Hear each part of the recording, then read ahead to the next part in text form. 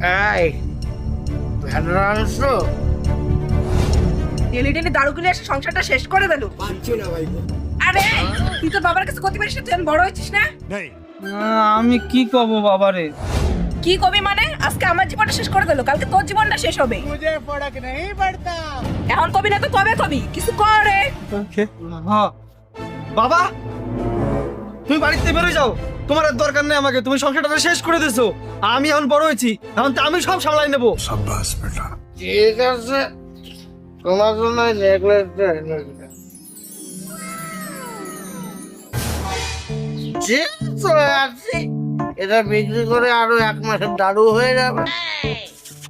ওগো তুমি যাও, আপনার দেশে আমি বাদ বাড়তেছি।